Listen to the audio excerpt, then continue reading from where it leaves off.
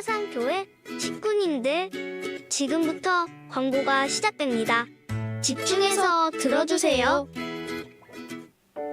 교회 소식입니다. 예배에 참석하신 분들과 인터넷으로 예배에 참여하신 분들을 환영합니다. 사순절 안내입니다. 기간은 3월 5일 수요일부터 4월 19일 토요일까지이며 오늘은 사순절 셋째 주일입니다. 사순절 기간 동안 예수님의 십자가 고난과 죽음을 묵상하며 경건한 신앙생활에 힘쓰시고 부활 소망으로 살아가시기 바랍니다. 예배 안내입니다. 다음 주일 오후 예배는 기관별 전도회 모임을 가집니다. 모임 안내입니다. 정기당회가 오늘 오후 예배 후 회의실에서, 장립집사회가 오늘 오후 2시 고등부실에서, 권사회 원래회가 오늘 오전 2부 예배 후 은혜홀에서 있습니다. 학습 세례 일정 안내입니다. 학습 세례 문답이 오늘 오후 2시 회의실에서 있습니다. 학습 세례식이 3월 30일 주일 오전 1, 2부 예배 시에 있습니다. 대상자들은 오늘 모두 참석하시고 기도로 잘 준비하시기 바랍니다. 유아 세례 일정 안내입니다. 4월 26일 토요일까지 사무실로 신청해 주시고 문답은 4월 27일 주일 오후 2시 회의실에서 있습니다. 세례식은 5월 4일 주일 오전 1부 예배 시에 있습니다. 해당되시는 가정에서는 꼭 신청하시고 기도로 준비하시기 바랍니다. 2025년 여름 인도네시아 단기 선교단 모집 안내입니다. 주보를 참고하시고 많이 신청하시기 바랍니다. 주중 교회 공간 사용 관련 협조 요청 안내입니다.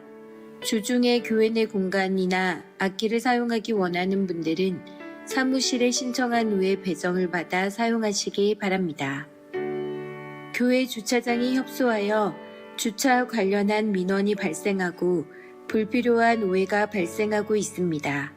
다소 불편함이 있으시더라도 교회 오실 때 대중교통을 이용해 주시고 개인 차량 이용을 자제해 주시기 바랍니다. VIP 새가족을 환영합니다. 새가족들을 진심으로 환영해 주시고 위에서 기도해 주시기 바랍니다. 지난주일 등록하신 새가족들입니다. 새가족들을 진심으로 환영해 주시고 위에서 기도해 주시기 바랍니다.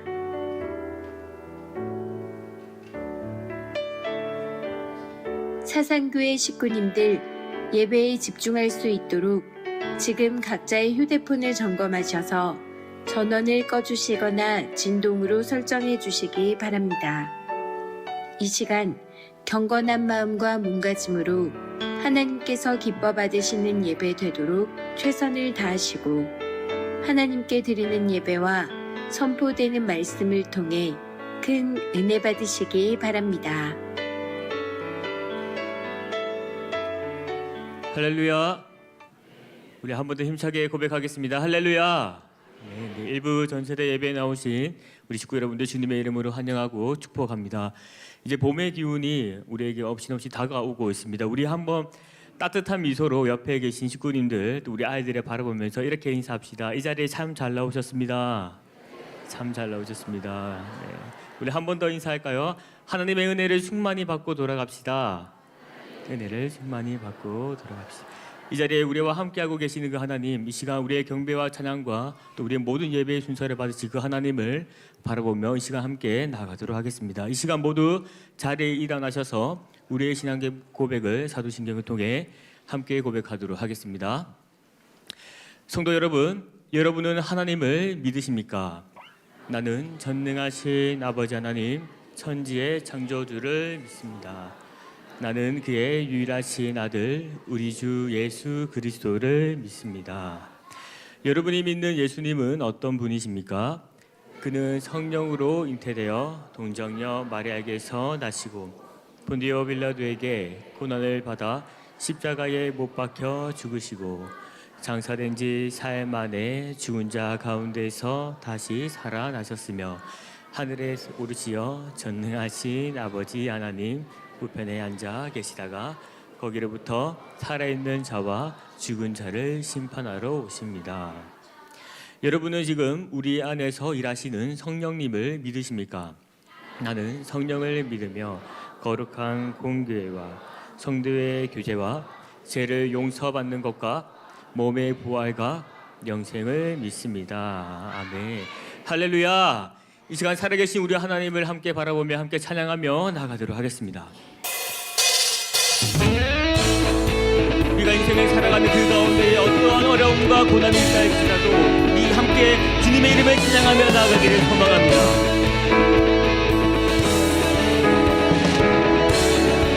우리 함께 고백합시다. 주 이름 찬양, 주 이름 찬양, 분요의 강물 흐르는 고요한 땅에 살 때에 주님 찬양.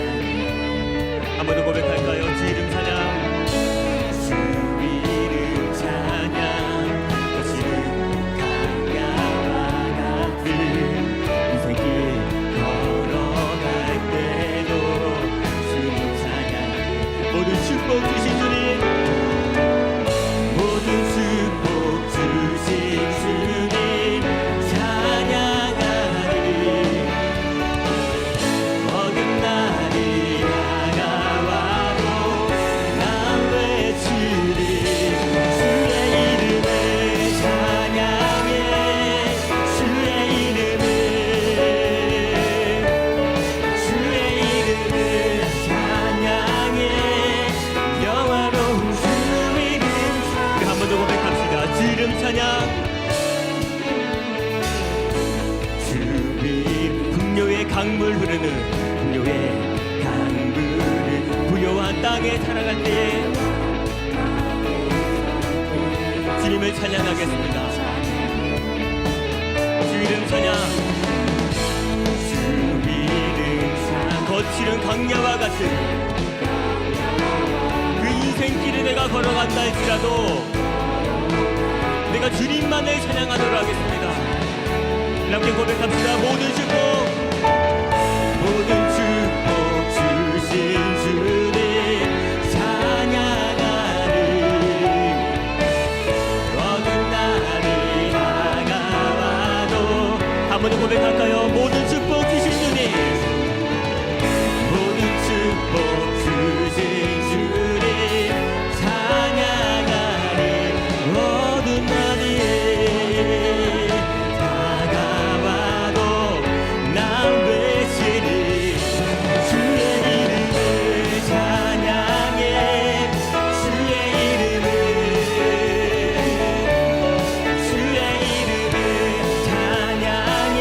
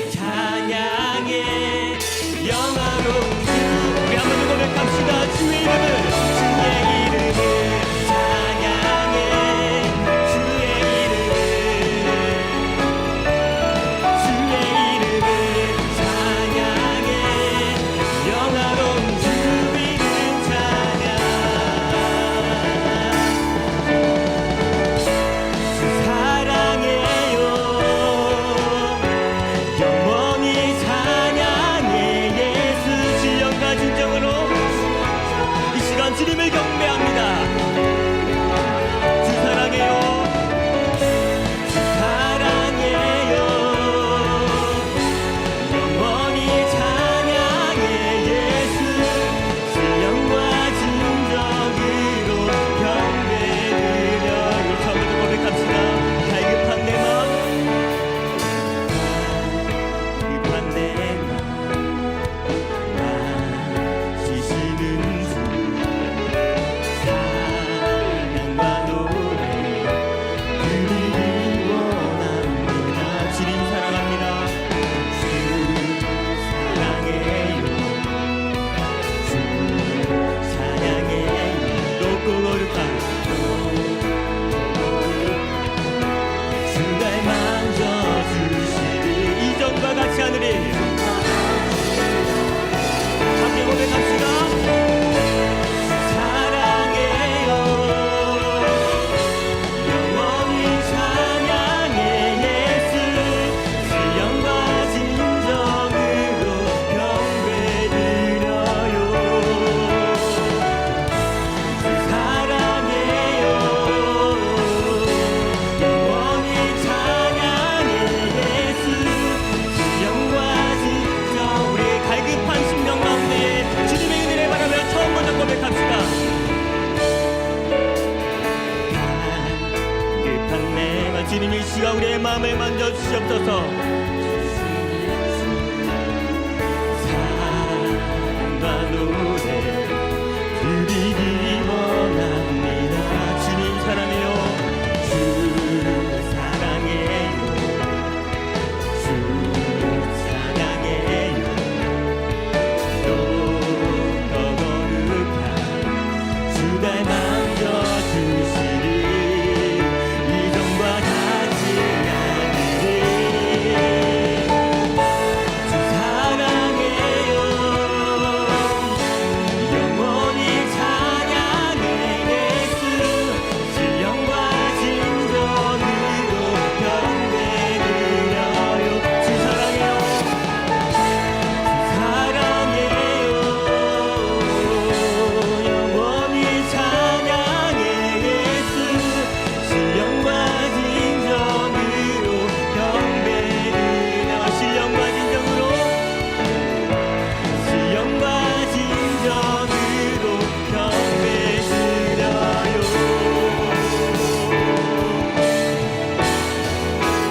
나는 믿네. 주의 능력으로 내 삶 새롭게 되리. 나는 믿네. 주의 능력으로 담대히 나가리라. 주와 함께 싸워 승리하리라. 날마다 믿음으로 나 살아가리. 우리 처음부터 고백합시다. 내게 허락하신 시련을 통해 나의 믿음 더욱 강하게 자라나고 험한 산과 골짜기 지나는 동안 주께 더 가까이 나를 이끄신 내가 겪는 시험이 내 주님보다 크지 않습니다.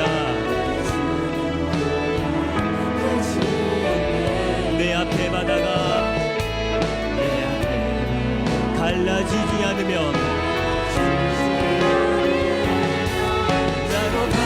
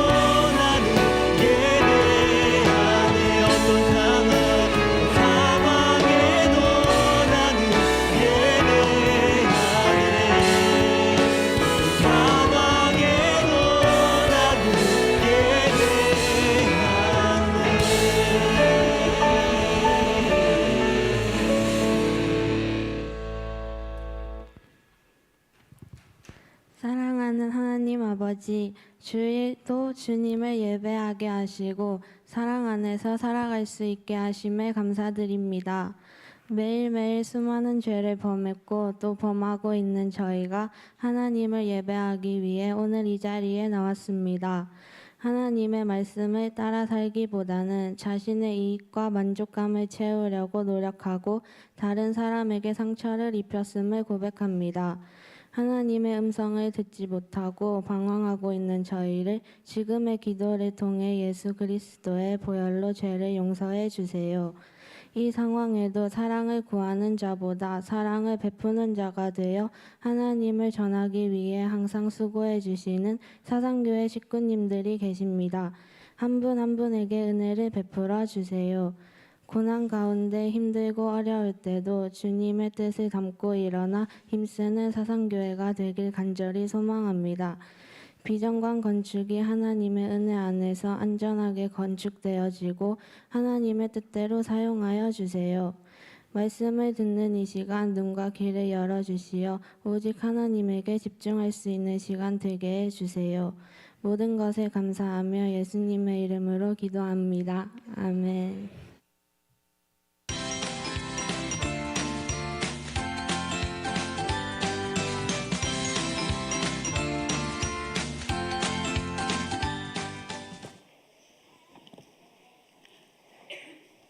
반갑습니다. 한 주간 잘 지내셨습니까? 네, 오늘 건강한 모습으로 만나게 되어 너무 감사합니다. 오늘 하나님께서 우리에게 주신 말씀 함께 읽도록 하겠습니다. 하나님 말씀은 창세기 39장 2절 3절 말씀입니다. 우리 두 절 말씀인데요. 여러분 아침 다 드시고 오셨죠? 예, 어제 저녁 먹었죠? 저녁은 많이 먹잖아요. 자, 힘차게 큰 소리로 함께 읽어봅시다. 준비됐습니까? 준비 안 된 것 같은데 준비됐나요? 시작. 여호와께서 요셉과 함께 하심으로 그가 형통한 자가 되어 그의 주인 애굽 사람의 집에 있으니 그의 주인이 여호와께서 그와 함께 하심을 보며 또 여호와께서 그의 범사에 형통하게 하심을 보았더라. 아멘. 여러분 혹시 십자수 압니까? 십자수가 뭐예요? 저렇게 그물처럼 생긴 천에 색실로 수를 놓아서 그림을 만드는 거죠. 자, 여러분 이것은 십자수 뒷면입니다. 혹시 무슨 그림인지 아시겠습니까?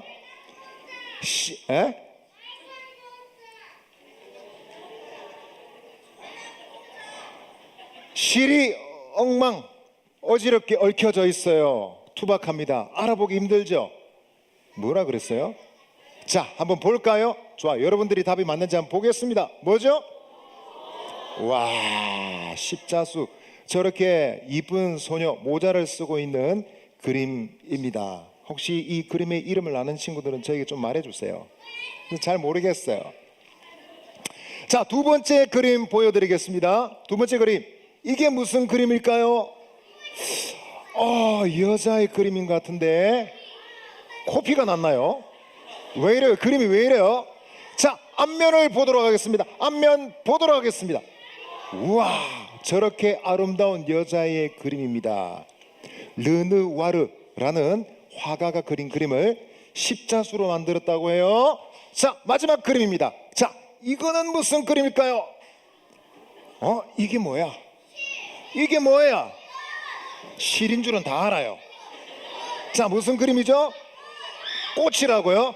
자, 정면 한번 보도록 하겠습니다. 보여주세요. 우와, 무슨 그림인지 알겠습니까? 모르겠어요? 등대잖아, 등대. 예, 밤바다를 멀리 비춰주는 등대 그림이었습니다. 자, 어떻습니까, 여러분? 이렇게 아름다운 십자수도 앞뒤가 다르죠? 이렇게 아름다운 그림이 있지만 뒷면은 어떻습니까? 정리가 되어 있지 않고 잘 알아볼 수가 없고 못나 보이기도 합니다. 그렇지만 여러분, 어지럽다고 해서 그 그림을 쓰레기통에 넣으면 될까요? 안 될까요? 안 돼요. 아름다운 그림이 있는데. 여러분, 그런데 이런 원리를 직접 자신의 몸소 경험한 사람이 있습니다. 누굴까요?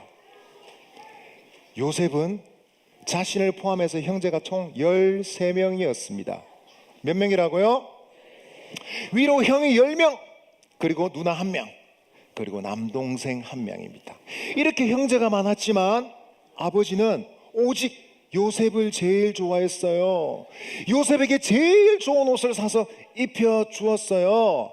이렇게 요셉이 아버지에게 사랑받았던 것처럼 형들에게도 사랑받았으면 얼마나 좋았을까요? 근데 사랑받았을까요? 형들의 인상을 한번 봐봐요. 어때요? 사랑받지 못했어요. 왜 그랬을까요? 요셉에게는 안 좋은 버릇이 있었어요. 그것은 뭐냐면 형들이 게으름을 피우거나 엉뚱한 짓을 하면 냅다 아버지에게 달려가서 다 고자질해서 말해서 바쳤어요. 그러니까 형들이 어떻게 했습니까? 기분이 나빴어요. 마음이 부글부글했어요. 그런데 안타까운 것은 저 요셉이 형들의 마음을 알았어요? 몰랐어요?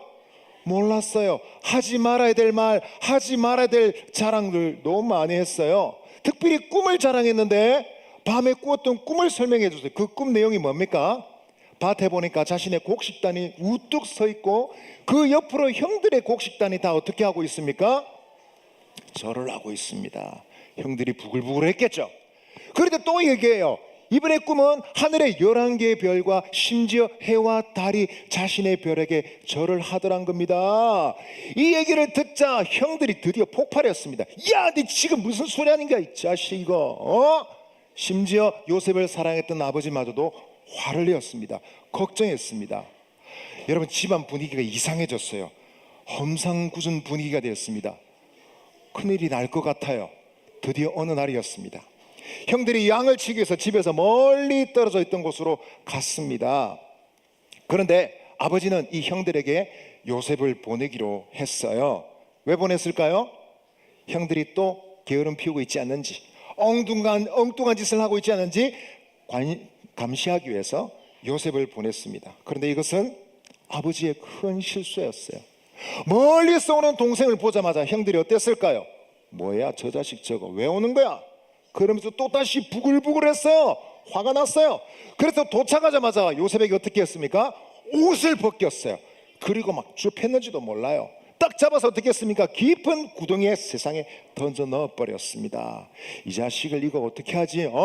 죽일까 살릴까 의논하고 있는데 뭐가 나타났어요? 상인들의 행렬이 나타났어요.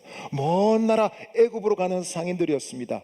그래서 형들은 여러분, 좋아, 그렇게 하자 그러면서 자신의 동생을, 요셉을, 친동생을 어떻게 했어요? 노예로 팔아버렸습니다. 노예로 팔린 요셉은 여러분 상인들의 손에 끌려서 애굽으로, 먼 나라로 갔습니다. 요셉은 시장에서 강아지처럼, 고양이처럼, 양처럼, 염소처럼 팔리는 신세가 되었습니다. 자, 사세요, 사세요. 노예를 사세요. 누가 샀습니까? 샀던 사람은 애굽 왕 바로의 경호대장이었던 보디발이었습니다. 누가 샀다고요? 보디발의 손에 이끌려서 가게 되었습니다. 이제 꼼짝없이 요셉은 보디발의 집에서 더러운 일, 힘든 일, 어려운 일 다 해야 되는 처지에 이르게 되었습니다. 그렇게 사랑받던, 애지중지에 사랑받던 아들이 힘든 일, 더러운 일을 하니까 어떻게 했습니까? 기가 막히죠. 마음이 아프죠. 무서웠겠죠. 그런데 여러분, 이 요셉의 형편을 두고 성경은 뭐라고 얘기하고 있습니까? 오늘 2절 말씀 다시 한번 읽어 보겠습니다. 함께 읽겠습니다. 시작. 요셉과 함께 하심, 형통한 자가 되어 그의 주인 애굽 사람의 집에 있으니. 형통했다는 말은 요셉이 성공했단 말입니다. 여러분, 뭐가 성공했단 말이죠? 형들에게 배신당한 것이, 아버지 집에서 멀리 떨어진 것이, 낯선 곳에서 힘들고 더러운 일을 하는 것이 아닙니다. 그 말은 하나님이 요셉과 함께 하셨다는 뜻입니다. 요셉은 그것을 믿었어요. 그래서 보디발의 집에서 가정 총무가 되었습니다. 이제 요셉은 무슨 일을 하든지 형통한 사람이 되었습니다. 심지어 보디발의 아내, 이상한 사람을 만났을 때도 말입니다.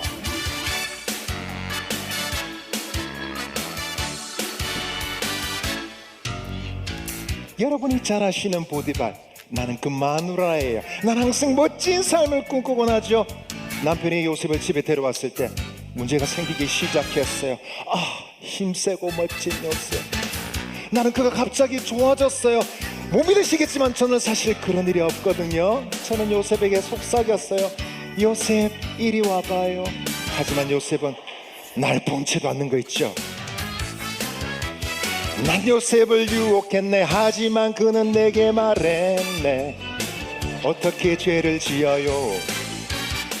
계속 눈길을 보냈지만 싫어요, 저리 가요.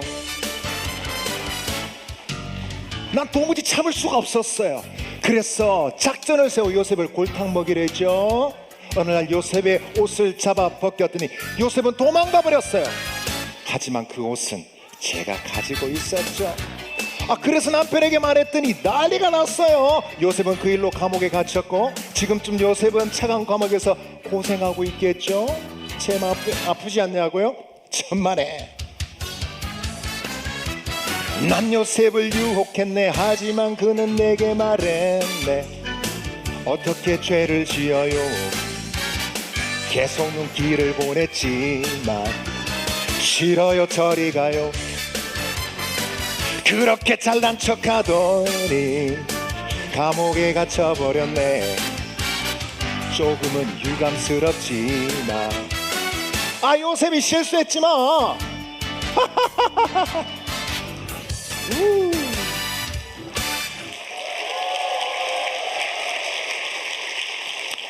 여러분, 요셉이 감옥에 갇혀버렸네요. 더 어려워졌네요. 요셉의 얘기는 끝났을까요? 끝나면 됩니까? 안 해요. 멋진 그림이 남아있어요. 여러분 아시죠? 어떤 그림인지. 지금 요셉이 자신의 처지를 보고 난 이제 끝이에요. 난 집에 갈래요. 난 포기해요. 그러면 될까요? 안 될까요? 안 됩니다, 여러분. 여러분 시작할 때 보여드렸던 그림을 보세요. 뒷면은 어지럽습니다. 정리가 되어 있지 않아요. 뭔지 모르겠어요. 그렇다고 쓰레기통에 버리면 될까요? 안 될까요?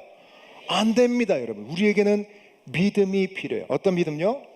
어떤 상황이라도 어떤 어려움이라도 하나님이 함께 하시면 끝이 아닙니다. 실패한 게 아니에요. 여러분 믿습니까? 여러분 가정에서든 학교에서든 학원에서든지 이 믿음이 우리에게 필요합니다. 여러분 믿습니까? 우리 서로에게 마지막으로 한번 말합시다. 옆친구에게 말합시다. 하나님이 함께 하시는 것이 성공입니다. 반대편 친구에게도 한 번 더 말해요. 하나님이 함께 하시는 것이 형통입니다. 함께 하시는 주님의 은혜 받고 형통한 자가 되어 승리하시는 저와 여러분 되시기를 바랍니다.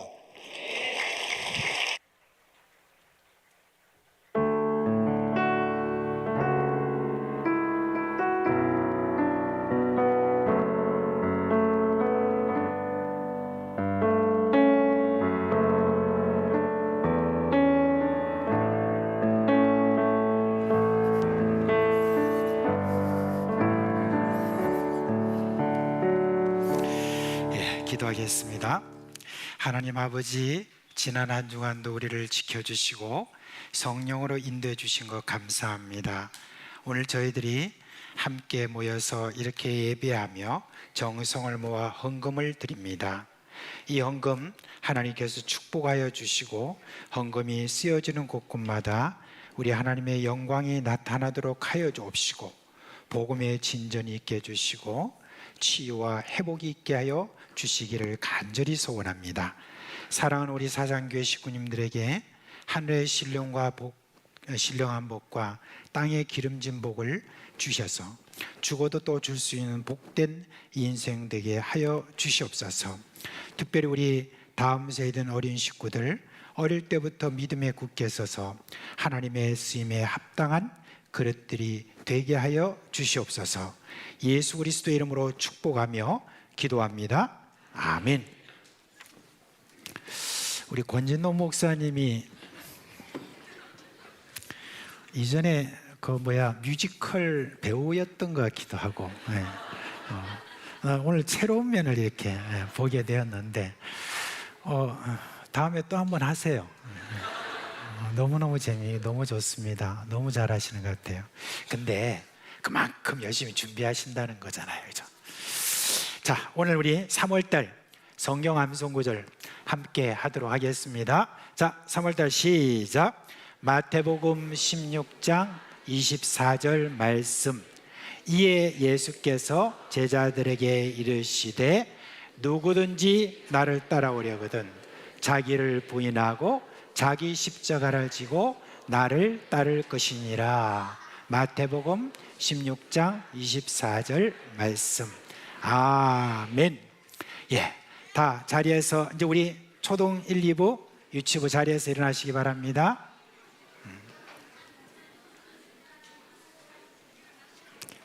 자, 이제 손 모으고 목사님이 축복 기도하겠습니다. 우리 주 예수 그리스도의 은혜와 하나님 아버지의 그 크신 사랑하심과 성령의 우리 가운데 계시면서 일으키시는 그 놀라운 생명의 역사가 어떤 상황에서도 하나님께서 형통하게 해주시는 그 은혜를 믿는 그런 우리 어린 식구들 머리에 영원토록 함께 있을지어다. 아멘. 이 시간 사랑하는 자녀들이 나갈 때에 우리 축복하며 보내주도록 하겠습니다. 초등 2부 먼저 진행하도록 하겠습니다. 주님 너를 항상 인도하시리. 메마른 땅에서도 너를 만족시키리. 너는 물된 동산 같겠고 마르지 않는 샘 같으리. 너는 물된 동산 같겠고 마르지 않는 샘 같으리. 초등 1부 진행하도록 하겠습니다. 주님 너를 항상 인도하시리. 메마른 땅에서도 너를 만족시키리. 너는 물된 동산 같겠고 마르지 않는 샘 같으리. 너는 물된 동산 같겠고 마르지 않는 샘 같으리. 유치부 진행하도록 하겠습니다. 주님 너를 항상 인도하시리. 메마른 땅에서도 너를 만족시키리. 너는 물된 동산 같겠고 마르지 않는 샘 같으리. 너는 물된 동산 같겠고 마르지 않는 샘 같으리.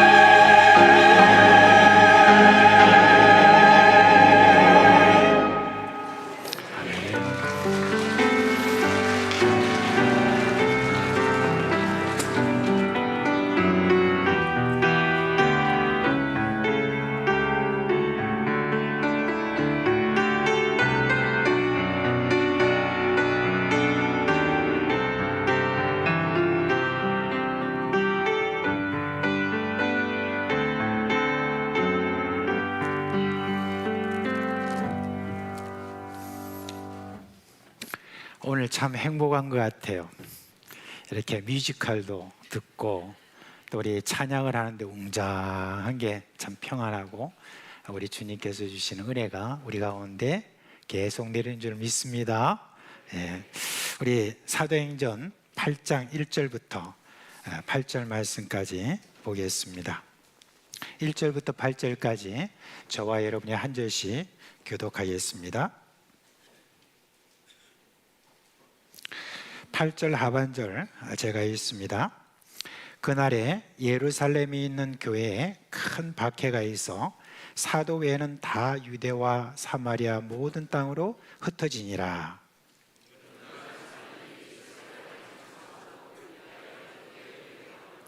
사울이 교회를 잔멸할새 각 집에 들어가 남녀를 끌어다가 옥에 넘기니라.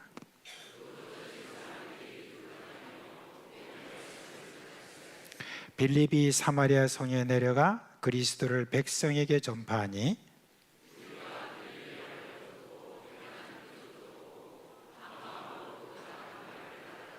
다 같이 많은 사람에게 붙었던 더러운 귀신들이 크게 소리 지르며 나가고 또 많은 중풍병자와 못 걷는 사람이 나으니 그 성에 큰 기쁨이 있더라.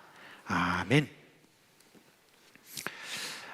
혹 여러분이 주보에 나와 있는 이 설교 제목을 보고 좀 고개를 좀 갸우뚱 하신 분이 혹시 있을지 모르겠습니다. 왜냐하면은 우리나라 초대 대통령인 그 이승만 대통령이 그런 유명한 말을 했죠, 그죠? 흩어지면 어떻게 해요? 죽고 뭉치면 산다. 내가 지금 거꾸로 말한 것 같아요, 그죠? 네. 일반적으로 보면 흩어지면 죽는다라고 하나 그렇게 말하는데 제가 지금 그 정반대로 말했기 때문일 것입니다. 그런데 여러분, 교회는 정말 그렇습니다. 교회는요, 흩어져야 사는 그런 공동체입니다. 사도행전이 그걸 잘 우리에게 보여줍니다. 지난주에 제가 사도행전 7장에 나오는 스데반 집사님의 순교에 대해서 말씀드렸습니다. 그런데 우리가 가만히 생각해 보면 이 일이 일어난 것은 정말 뜻밖이었습니다. 왜냐하면 사도행전 6장까지 그 모든 분위기를 보면은 사도행전 7장에 가서는 어떤 일이 벌어져야 되냐? 예루살렘 전체가 예수님을 믿는 그와 같은 일이 벌어져야 자연스럽기 때문입니다. 자, 이제 사도행전 2장에서 4장까지 보면은 성령의 부으심과 베드로의 메시지에 3,000명이 회개하고 예수를 믿는 그와 같은 장면이 있고, 이후에 사도들을 통해서 온갖 기적이 나타나고 사람들은 매일 모여서 하나님의 말씀을 가르침 받고 자신이 가진 것을 다 내어놓고 평등하게 살아가는 그런 천국의 모습이 펼쳐집니다. 사람들은 더욱더 많이 모여들고 있습니다. 사도행전 5장에 가보니까 아나니아와 삽비라가 거짓말하다가 즉시 죽임을 당했죠. 그러자 이 일이 알려지자 사람들 사이에는 두려움이 생겼다고 합니다. 사도들과 교회를 건들면 큰 해를 당한다는 두려움이 이제 그 예루살렘 전체에 있게 되었습니다. 그 일이 있고 난 다음에는 뭐라고 말하고 있냐? 교회는 더욱 번성했다, 그렇게 말하고 있습니다. 그 다음에 사도행전 6장에 가보니까 구제 문제에 대해서 문제가 일어났는데 거기에 대해서 해결하고 나니까 이제는 예루살렘에 있던 제사장들 그룹도 예수를 믿게 되었다라고 그렇게 합니다. 그러니까 이런 정도니까 예루살렘 이제 전체가 복음화되는 건 시간 문제였다라고 그렇게 생각할 수 있는 것입니다. 그런데 갑자기 7장에 가니까 스데반 집사님이 돌에 맞아 죽는다는 거, 여러분 이런 기사가 났을 때 이게 정말 생각지도 못한 일이었습니다. 그리고 여러분 스데반 집사님이 전도할 때 어땠습니까? 그 메시지는 누가 보더라도 성경을 일목요연하고 논리적이게 그렇게 말씀을 전했기 때문에 어떤 설교자보다 훨씬 더 잘 설교했다고 생각합니다. 그 당시 분위기로 봐서는 사람들이 스데반 집사님의 메시지를 듣자마자 회개하고 예수 믿고 세례를 받아야 됩니다. 어떻게 감히 누가 저를 향하여서 돌로 칠 엄두나 낼 수 있었겠습니까? 그런데 이런 일이 벌어졌습니다. 그리고 난 다음에 바로 어떤 일이 벌어졌느냐? 8장 1절 오늘 우리가 읽은 이 후반절에 보니까 그날에 예루살렘에 있는 교회에 큰 박해가 있어 라고 그렇게 말하고 있습니다. 교회도 그렇고요. 그리고 예루살렘에 있던 적대적인 그런 종교인들도 마찬가지고요. 일반 사람들 누구나 할 것 없이 이런 모든 일들을 예상하지 못했던 그런 일이었습니다. 진지하게 아마 이 내용을 읽었던 분들은 이런 질문이 나올 수밖에 없을 겁니다. 어떻게 그런 일이 일어날 수 있을까 하는 것입니다. 근데 여러분, 여기에는 이유가 있습니다. 여러분, 누가 이 일을 하셨느냐? 하나님이 흩으셨다 하는 것입니다. 부활하신 예수님께서 제자들에게 해주신 말씀이 있어요. 두 가지 말씀을 볼 텐데, 첫째는 마태복음 28장과 19절에서 20절 말씀, 그냥 여러분 읽지 마시고 천천히 한번 음미하면서 우리 한번 읽도록 합시다. 시작. 그러므로 너희는 가서 모든 민족을 제자로 삼아 아버지와 아들과 성령의 이름으로 세례를 베풀고 내가 너에게 분부한 모든 것을 가르쳐 지키게 하라. 내가 세상 끝날까지 너희와 항상 함께 있으리라 하시니라. 여러분, 누구를 제자로 삼는다고 그랬어요? 모든 민족을 제자로 삼아라 하는 이 말씀입니다. 여기서 아주 중요한 동사 두 개가 나와 있어요. 뭐냐면은 첫째는 가라 하는 겁니다. 그리고 또 한 가지는 제자를 삼으라는 것입니다. 누구에게 가서 제자를 삼으라고 그랬느냐? 우리 예수님께서는 제자들에게 모든 민족에게 가서 제자를 삼으라 라고 하는 그 말씀을 하셨습니다. 그리고 난 다음에 예수님께서 승천하시기 전에 사도행전 1장 8절에 보면 예수님께서 이런 말씀하셨습니다. 우리 다 같이 한번 읽습니다.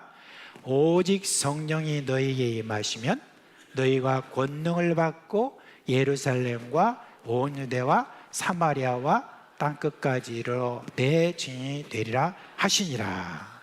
아멘.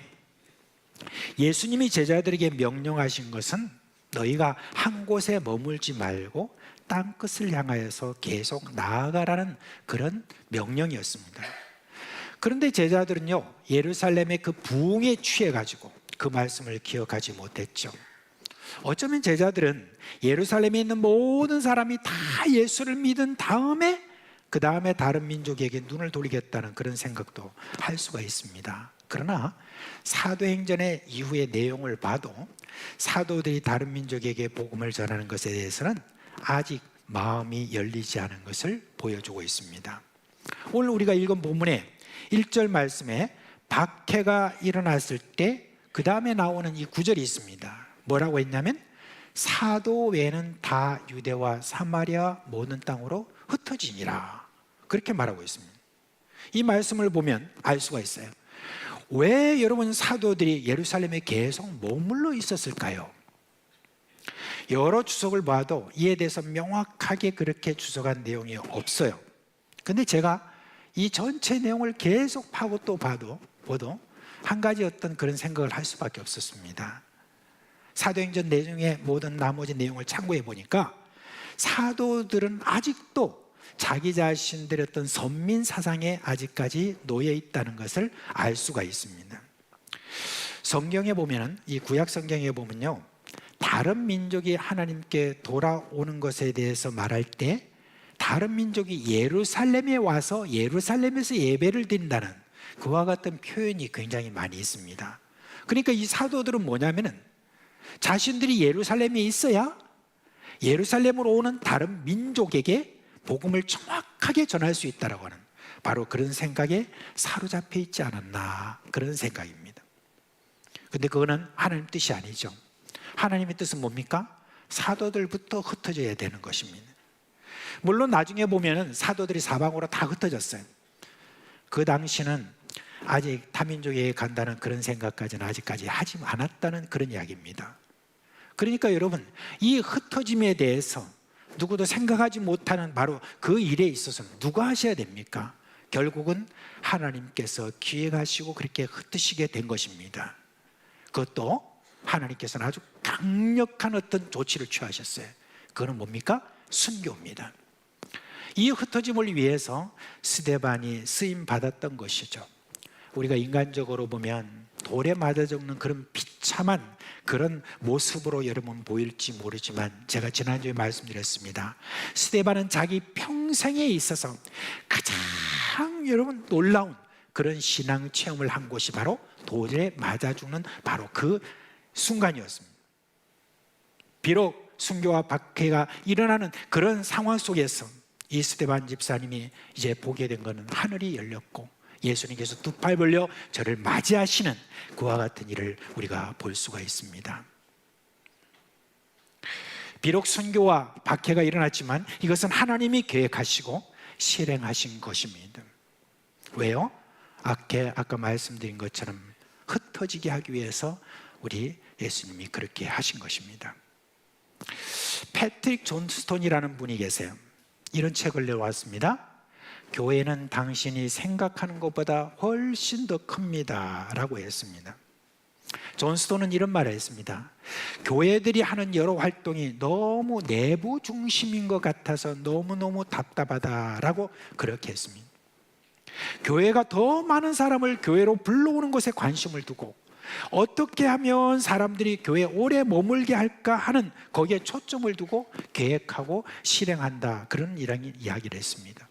교회를 향한 하나님의 뜻은 교인들이 교회 안에 머무는 것이 아니라 세상에 나가서 그곳을 하나님 나라로 만드는 것인데, 교회를 하나님의 나라로 만드는 것에만 신경을 쓰니까, 그러니까 하나님이 얼마나 안타깝겠느냐라고 그렇게 이야기를 했습니다. 오늘 아침에 잠깐 제가 유튜브를 통해서 교회의 여러 가지 이제 트렌드에 대해서 2023, 2024, 2025년 트렌드에 대한 어떤 이야기를 성씨가 지신데 그분이 이제 대표가 나와서 인터뷰를 하는 그런 내용이 나옵니다. 거기에 보니까 우리 오늘날 교회가 점점 가면 갈수록 더 내부 지향적이다라고 그렇게 자기가 보았대요. 이전에 자기가 조사한 것보다도 훨씬 더 많은 사람들이 그냥 교회에 와서 신앙생활하고 여기서 평안을 얻고 교회 안에서 교제하고 이런 어떤 것들에만 만족을 얻고, 나가서 어떤 일들을 하는 데 대해서 전도와 선교와 그런 모든 일들에 대해서 점점 관심이 더 없어진다. 이거는 지금 교회의 위기다 라고 그렇게 이야기를 한 것을 보았습니다. 여러분, 하나님이 흩으시고 난 다음에 여러분 어떻게 쓰임 받는가 하는 것을 여러분 보세요.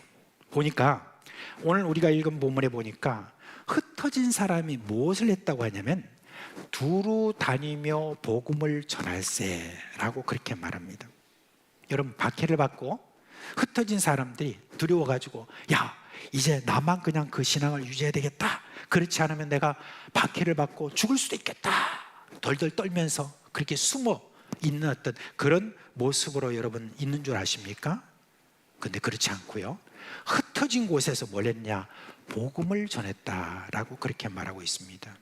많은 사람들이 복음 때문에 박해를 받으면 신앙을 포기하거나 숨거나 그렇게 할 것으로 생각하는데, 그런데요, 그렇지 않습니다. 오히려 신앙이 강해져요. 그리고 내 믿음을 다른 사람에게 전하는 그런 열심이 더 많이 나타나는 그런 역현상이 그렇게 일어난다는 것입니다. 미국이나 또 캐나다에 가면은 한인교회가 참 많습니다. 지금 전 세계에 우리 한인들이 약 700만 명 정도가 지금 흩어져 있습니다.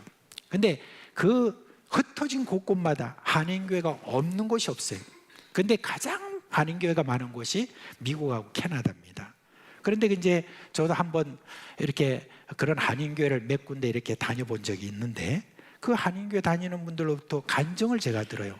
자신은 한국에 있을 때 그렇게 뭐 그냥 신앙이 그냥 그렇대요. 그냥 주일이나 교회 갔다가 오고 또 나오면 또 세상적으로 살고 뭐 이렇게 했는데, 그냥 이게 미국에 와가지고 한인교회 이렇게 만들어서 거기서 이제 신앙생활하다 보니까 이제는 막 열정적인 그런 신앙이 되었다고 그렇게 간증을 합니다.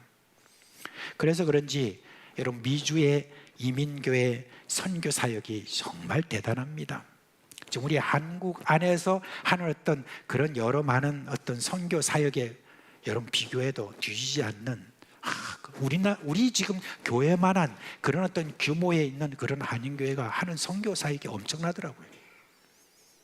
선교사들도 거기서 많이 파송하고 그렇게 했습니다.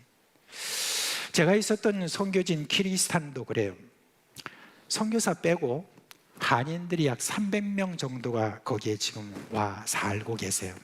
근데 죄송하지만 그분들은요 거의 다 정말 일이 안 풀려서 온 그런 분들이 그 키르기스탄에 오세요.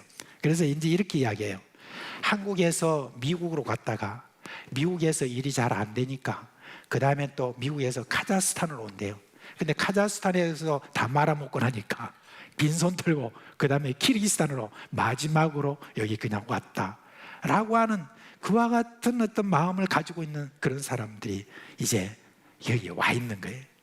그런데 여러분 그런 사람들 가운데 복음을 전하니까 어떤 사람은 옛날에 한국에 있을 때 주일학교 때 또 학생 때 교회 나간 적이 있는 그런 분들이 거기서 갑자기 신앙이 막 불타오르는 거 있죠.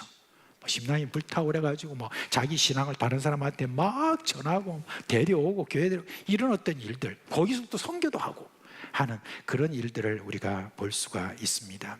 여러분 흩어지면 뭐가 안 될 것 같은데 흩어지니까 더 놀라운 그런 일이 일어나는 것을 볼 수가 있습니다. 근데 여러분 흩어지게 되면은 그와 같은 신앙적인 열정만 일어나는 것이 아니라 하나님이 이렇게 주시는 그런 은사가 더욱더 분명하게 드러나는 것, 그게 또 큰 축복이 이렇게 우리에게 있습니다. 빌립 집사님을 통해서 일어나는 것을 보세요. 사마리아 땅에 가신 빌립 집사님이 복음을 전하니까 어떤 일이 납니까? 무리가 빌립의 말을 들어요. 아니 스데반 집사님이 했던 그 반응하고는 전혀 다른 그런 반응이 거기에 나타납니다. 같은 민족도 안 듣는데 사마리아 사람들이 듣습니다. 사실 여러분 사마리아 사람들은 유대인에 대해서 감정이 안 좋아요. 사마리아 사람들은 오랜 세월 그런 유대인으로부터 무시를 당했기 때문에 그런 거예요. 그러니까 유대인들의 말을 잘 듣지 않았는데 빌립 집사님의 어떻게 보면 허무맹랑한 말 같은 그와 같은 어떤 말을 지금 귀를 기울였다고 했습니다. 그리고 또 어떤 일이 납니까? 빌립 집사님을 통하여 표적이 일어납니다. 7절 말씀에 보니까 많은 사람이 붙었던 더러운 귀신들이 크게 소리지며 나갔다고 했습니다. 중풍병자가 낫고 못 걷는 사람이 나았다고 그렇게 이야기하고 있습니다. 그런데 여러분 이런 일은 누구에게 나타난 일이냐? 예수님에게 나타난 일이지만 그 다음에 누구예요? 사도를 통하여서 나타났던 그런 일입니다. 사도행전 5장 12절에 뭐라고 했습니까? 사도들의 손을 통하여 민간의 표적과 기사가 많이 일어나며 그랬습니다. 집사님들에게 나타났단 말은 없었어요. 글쎄 빌립 집사님이 예루살렘에 계실 때 그런 일이 일어났다는 기록은 이렇게 없어서 제가 단언할 수는 없지만은 사마리아에서 일어난 일이 일어났다고 하는 것을 기록한 것을 보면 사마리아에 흩어져서 거기서 복음을 전할 때 빌립 집사에게 이런 은사가 임한 것으로 그렇게 볼 수가 있습니다.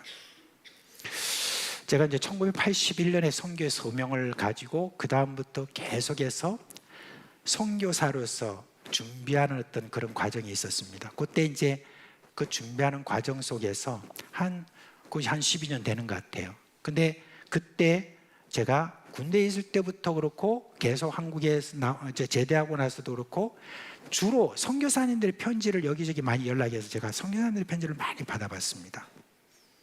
그리고 또 이런저런 공부를 하면서 보니까 선교사님들의 편지에 보니까 자기가 복음을 전할 때 그것들이 병든 자가 낫고 그런 귀신이 쫓겨나가는 어떤 그런 이야기를 흥분하면서 이렇게 전해주었습니다. 그런데 그분들이 꼭 하는 말이 있어요.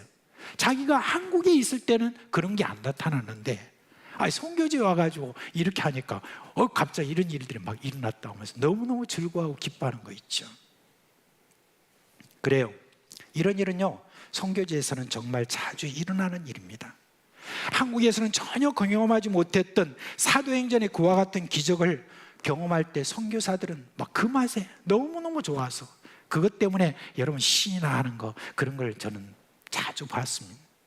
그리고 제 개인적인 경험이기도 하지만은 제가 선교사로 있을 때 이런 은사가 더 많이 드러난 것을 제가 경험하게 되었습니다.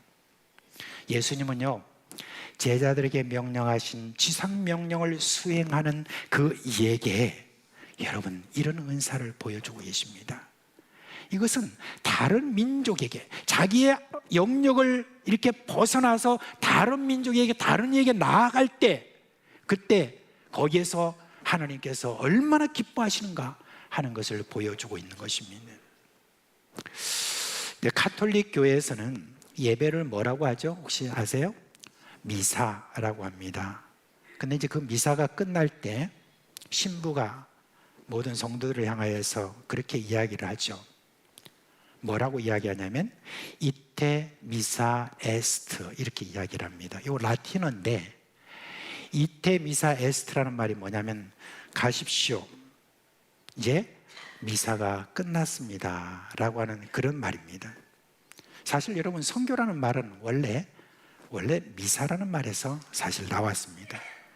이테 미사 에스트 라고 이렇게 했는데 이 말을 우리 개신교에 적용한다면 저기 지금 나와 있는 것처럼 이제 예배가 마쳤으니 흩어져서 복음을 전합시다 라고 그렇게 말할 수 있습니다. 여러분 예배를 마친 성도들이 흩어지기 전에 이 말을 들으면 하나님이 주시는 축복을 경험할 기대를 갖게 하는 것 같습니다. 우리는 빌립 지사님을 통해서 두 가지를 우리가 볼 수 있습니다. 하나는 성령과 지혜가 충만하면 어디에 내어놔도 하나님이 쓰신다는 것입니다. 지금 우리가 속해 있는 곳에서 그러므로 우리는 성령과 지혜가 충만할 수 있도록 끊임없이 우리는 기도해야 될 줄 믿습니다. 또 하나는 흩어져서 복음 전하면 어떻게 되냐? 은사가 부어진다는 것입니다. 저는 예배가 끝나고 흩어지는 우리 성도들은 이런 만약의 기대를 가지고 아까 말했던 것처럼 이테 미사 에스라는 그 말처럼 예배가 끝나고 이제는 나가서 이제 우리가 복음을 전하는 자가 될 때 거기에 하나님의 그 놀라운 여러 은사가 나타나고 귀신이 쫓겨나가고 그리고 병자가 낫는 그와 같은 일을 충분히 경험할 수 있다고 저는 믿습니다. 이제 말씀을 맺으면서 말씀을 좀 드리겠습니다. 이전에는 교회 이름을 지을 때 지역 이름을 쓰죠. 우리 사상교회도 어디에 있습니까? 사상에 있어서. 근데 제가 사상교회라고 그럴 때 사람들이 이제 오해를 참 많이 하는 것 같아요. 아니 교회 이름이 뭐 그렇냐, 아니 모래 위에 교회가 뭐냐, 그렇게 이야기를 해요. 근데 그거는 여러분 편견을 가지고 있는 거고 그건 팩트를 몰라서 하는 말이죠. 사상이라는 뜻과 사라는 말, 이 말을 잘 몰라서 그래요. 뭐냐면은 사상이라는 말은 모래톱 위쪽에 있다라고 하는 그런 뜻이에요. 사는 모래톱 아래쪽에 있다는 그런 말입니다. 근데 여러분 우리 교회는 모래톱 위쪽에 있는 바위 있는 교회라는 거, 반석에 있는 교회라는 거 여러분 아셔야 됩니다. 뭐냐면은 이번에 여러분 우리가 건축하면서 알았어요. 건축하면서 알았는데 이쪽 지금 본당이 있는 쪽 있잖아요. 이쪽에 보니까 막 바위가 엄청 큰 거 위에 지금 본당이 딱 들어앉아 있는 거예요. 예. 놀랐습니까? 예. 그렇습니다. 지금 저쪽에 여기를 좀 깎으려고 하니까 막 거기에 막 바위가 크게 들어앉아가지고 그걸 깎느라고 굉장히 시간이 많이 걸렸어요. 근데 알고 보니까 나는 이거 지진 나면 큰일 나긴데 어떡하나 하고 그렇게 생각했는데 세상에 바위에 뚝 들어앉아 있는 거예요. 사상교회는 어떤 교회냐? 모래톱 위쪽에 있는 반석에 있는 교회입니다. 그렇게 여러분이 설명을 하시길 바랍니다. 근데 교회가 요즘 이제 지역교회라고 이렇게 하는 게 별로 이제 없어진 것 같아요. 이제는 교회 이름을 이렇게 지을 때 교회 개척하거나 또 교회를 개명할 때 그럴 때는 이제는 지역 이름을 잘 안 쓰는 것 같아요. 이제는 이제 교회가 뭔가 가지고 있는 비전이 있잖아요. 이런 어떤 비전을 가지고 그걸 이제 그 교회 이름에다가 붙이는 그런 일이 많죠. 그래서 우리 교회는 이런 교회입니다 하는 걸 이름에 거기에 갖다 붙입니다. 그래서 이제 가만히 이렇게 보니까 뭔가 이제 자기 교회는 이렇습니다 하는 어떤 말들 중에 보니까 풍성한 교회, 뭐 천성교회, 그 다음에 또 뭐 은혜롭 교회, 뭐 사랑의 교회, 꿈이 있는 교회, 뭐 이런 식으로 이제 교회 이름을 그렇게 붙이죠. 근데 여러분, 선교의 비전을 가진 교회 이름은 좀 다릅니다. 뭐라고 합니까? 온누리교회, 비전교회, 그 다음에 그것도 비전교회 하는 것도 아니고 세계비전교회 그렇게 말하고, 또 어떤 교회는 뭐 만민교회 그렇게 이제 이야기를 하죠. 근데 여러분 잘 알다시피 온누리교회라고 하는 교회는 상당히 참 큰 교회죠. 근데 그 온누리교회가 지금 가지고 있는 비전에 대해서 딱 간단하게 뭐라고 하냐면 액트 29이라고 합니다. 그게 뭐냐면 사도행전 29장이다 그렇게 말하고 있습니다. 자기 교회는 사도행전 28장으로 끝나는 게 아니라 29장을 이어가는 교회다. 그러니까 참 이름 잘 지었다. 그리고 또 이렇게 뭐 비전도 너무너무 멋있다 그런 생각이 듭니다. 근데 그것보다 더 마음에 드는 교회 이름이 있습니다. 제가 무슨 교회라고 혹시 할 줄 아세요? 방송실 가만히 있고, 예? 사마리아 교회? 사상교회? 아니, 꼭 그렇게까지. 무슨 교회냐면 저 영도 쪽에 있는 땅끝 교회입니다. 땅끝이라는 말, 난 너무 멋있는 거예요. 땅끝 교회라는 말. 이거 우리가 마태복음 사도행전 1장 8절에 아까 우리가 외웠잖아요, 그죠? 너 뭐라고 그랬습니까? 예루살렘과 온 유대와 사마리아와 땅끝까지 이르러. 그때 그 땅끝. 그러니까 이 교회는 우리 교회는 땅끝을 바라보면서 계속해서 우리는 나아가는 교회다, 이 뜻 아니겠어요, 그죠? 우리 교회 이름을 만약에 이렇게 바꾼다면 뭐라고 하시겠습니까? 땅끝 너모교회 그렇게 하려는 거예요. 아무튼 너무 부러워가지고. 네, 그렇습니다. 땅끝에 있는 한 영혼에 대해서 관심이 있다는 그런 말이니까 참 얼마나 여러분 좋습니까? 비록 우리가 사상교회라고 하는 이름을 우리가 지역적으로 갖고는 있지만, 여러분 우리 교회는 목적이 흩어지는 것임을 기억하는 그런 교회가 되기를 원합니다. 그리고 우리 사상교회 식구들은 모이면은 성령 충만하고 흩어지면 은사가 막 드러나는 그런 교회가 되기를 원합니다. 그래서 사상교회를 통하여 땅끝에 있는 한 사람이 주께로 돌아오는 그런 큰 교회가 되기를 우리 주 예수 그리스도의 이름으로 축원합니다. 예, 다 자리에서 일어나시겠습니다.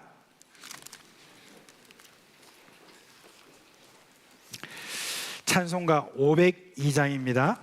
찬송가 502장 함께 부르겠습니다. 우리가 이 찬송할 때 오래간만에 박수 좀 치면서 합시다. 자, 손 들고. 말 안 듣는 사람도 있어. 손 안 드는 사람도 있어. 손 딱 들고. 자, 연습. 하나, 둘. 하나, 둘. 자, 합시다.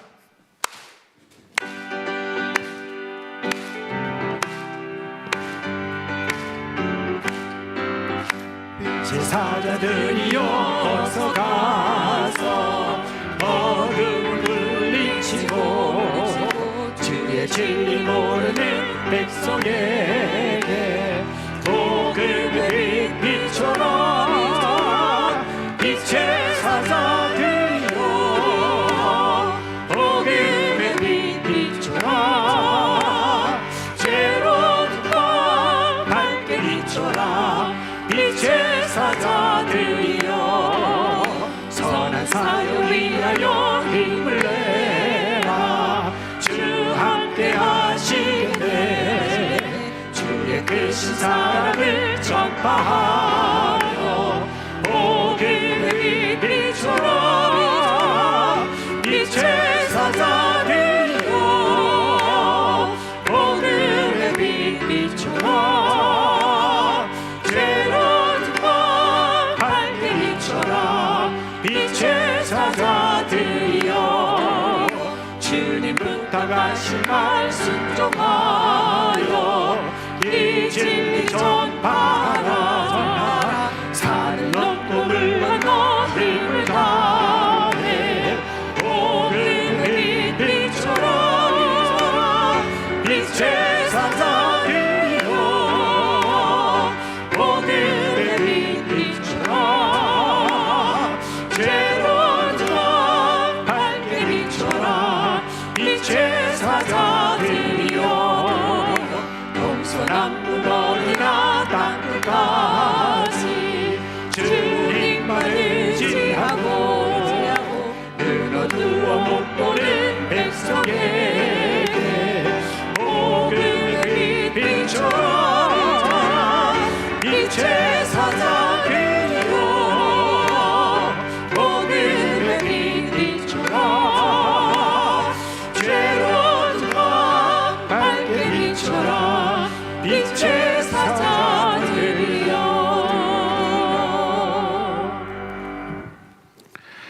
여호와는 너에게 복을 주시고 너를 지키시기를 원하며 여호와는 그 얼굴을 내게 비치사 은혜 베푸시기를 원하며 여호와는 그 얼굴을 내게로 향하여 드사 평강 주시기를 원하노라.